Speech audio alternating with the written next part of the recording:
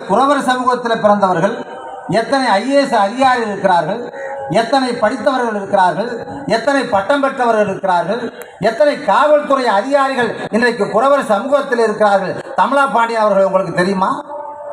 குறவர் இனத்தில் எத்தனை வழக்கறிஞர் இருக்கிறார்கள் தெரியுமா? குறவர் இனத்தில் எத்தனை போலீஸ் அதிகாரிகள் இருக்கிறார்கள் தெரியுமா? நான் கேட்கிறேன், அண்ணா திராவிட முன்னேற்ற கழகத்துடைய ஆட்சியில ஈஸ்வரமூர்த்தி என்ற குறவன் அமைச்சராக இருந்தாரே, தமிழா பாண்டியன் உனக்கு தெரியுமா? நான் கேட்கிறேன்.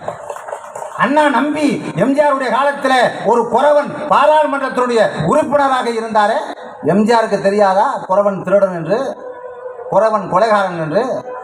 புரட்சி தலைவி அம்மாவுக்கு தெரியாதா? என் கலைஞருக்கு தெரியாதா? மிகப்பெரிய கொடுமையை இன்றைக்கு ஜனநாயக நாட்டில் இந்த தமிழகத்தில் மரியாதைக்குரிய மாண்புமிகு முதலமைச்சர் அவர்களை எங்களுடைய இனத்தினுடைய குரல் விலையை நிறுத்தியிருக்கிறார் தமிழா பாண்டியன் அவர்கள். எனக்கு 4 பெண் குழந்தைகள், 4 பெண் குழந்தைகளும் படித்துக் கொண்டு பட்டத்தை பெற்று விட்டார்கள். ஒரு பெண்மணி டீச்சராக இருக்கார், என்னுடைய அருமை மகள் மூத்த பெண்ணு. ஒரு பெண்ணு அப்பல்லா மருத்துவமனையில் இன்றைக்கு பார்மசிஸ்டாக இன்றைக்கு பணியாற்றி கொண்டிருக்கிறார். இதுதான் எப்படி வருகிறது? எங்கள் சமூகம் இன்றைக்கு படித்து உயர்ந்து பட்டங்களை பெற்று உயர்ந்த இடத்தில் இன்றைக்கு இருந்து கொண்டிருக்கிற சமூகம் தமிழா பாண்டியன் அவர்களை நீங்கள் சுலபமாக சொல்லிவிட்டீர்களே. 1 லட்சம் பேர் பார்த்திருக்கிறார்கள். பல பேர் எங்களிடத்தில் கைபேசியிலே தொடர்பு கொண்டு தமிழா பாண்டியன் இவ்வளவு பெரிய குற்றச்சாட்டை உங்கள் மீது சுமத்தி இருக்கிறாரே, என்ன காரணம் என்று கேட்கிறார்கள். பிரிட்டிஷுக்காரன் சொன்னான், குற்றப்பரம்பரை என்று சொல்லி பிரிட்டிஷுக்காரன் சொன்னான். அதனால் காவல்துறை பதிவேடுகள் அப்படி இருந்திருக்கிறது, காவல்துறை பயிற்சி பள்ளிகளில் இருந்திருக்கலாம். ஆனால் பிரிட்டிஷுக்காரன் ஆட்சி போய் 80-75 ஆண்டுகள் ஆகிவிட்டது. இன்றைக்கு தமிழகத்தில் ஜனநாயக நாடு, சனநாயக ஆட்சி இன்றைக்கு நடைபெற்று கொண்டிருக்கிறது. மக்களாட்சி நடந்து கொண்டிருக்கிறது. மக்களால் தேர்ந்தெடுக்கப்பட்டு கொண்டிருக்கிற இந்த மக்களாட்சி நடைபெறுகிற இந்த மாநிலத்தில், இந்த நாட்டில் குறவர் இனத்தை சார்ந்தவர்கள் இன்றைக்கும் திருடுகிறார்கள், கொலை செய்கிறார்கள், குற்றம் புரிகிறார்கள் என்று சொன்னால் எவ்வளவு பெரிய வேதனையாக இருக்கிறது. தமிழா பாண்டியன் சிந்தித்து பார்க்க வேண்டும். நீங்கள் ஒரு வரியிலே சொல்லிவிட்டீர்களே, எங்களை மன்னித்து விடுங்கள் என்று சொல்லி. எப்படி மன்னிப்பது? எதை மன்னிப்பது? ஒரு இனத்தை படுபயங்கரமாக, பச்சையாக, கொச்சையாக குற்றவாளிகள், கொலைகாரர்கள் என்று நீங்கள் பதிவு செய்துவிட்டு என்னை மன்னித்து விடுங்கள் என்று சொல்லி நீங்கள் மன்றாடினால் நாங்கள் எப்படி மன்னிக்க முடியும்? வெட்கமாக இல்லையா? வேதனையாக இல்லையா?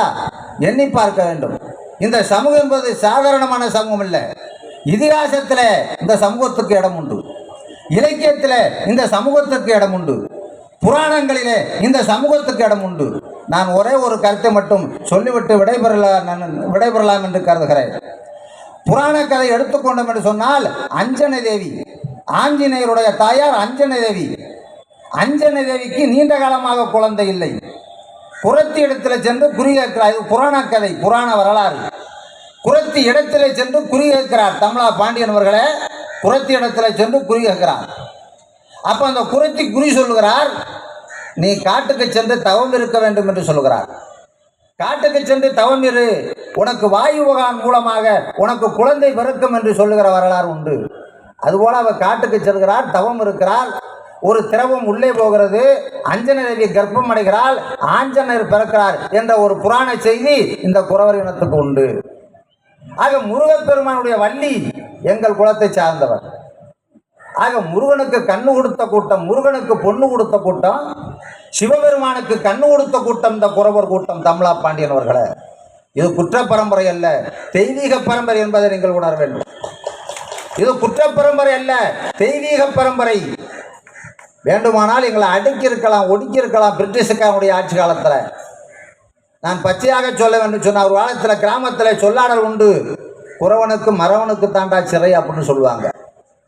காரணம் என்னவென்றால், நாங்கள்லாம் சுதந்திர போராட்ட வீரர்கள், சுதந்திர போராட்டத்தினுடைய தியாகிகளாக இருந்த காரணத்தினாலே அன்றைக்கு பிரிட்டிஷுக்காரன் எங்களை ஒடுக்கி பார்த்தான், பிரிட்டிஷுக்காரன் எங்களை அடக்கி பார்த்தான். அதனுடைய விளைவுதான் இன்றைக்கும் எங்களை காவல்துறை ஒரு மாறியாக பார்க்கிறது. அதை வைத்துத்தான் இன்றைக்கு தமிழா பாண்டியன் அவர்கள் இவ்வளவு பெரிய அசிங்கமாக, ஆபாசமாக, கொச்சையாக ஒரு இனத்தை அழிக்கக்கூடிய வேலையில மும்முரமாக அவர் செயல்பட்டு கொண்டிருக்கிறார். ஆக குறவர் என்பது சாதாரணமான இல்லை, இனம் அல்ல நண்பர்களே. இங்கே பேசின ராவணன் சொன்னார், ஆத்திரப்பட்டார், ஆதங்கப்பட்டார்.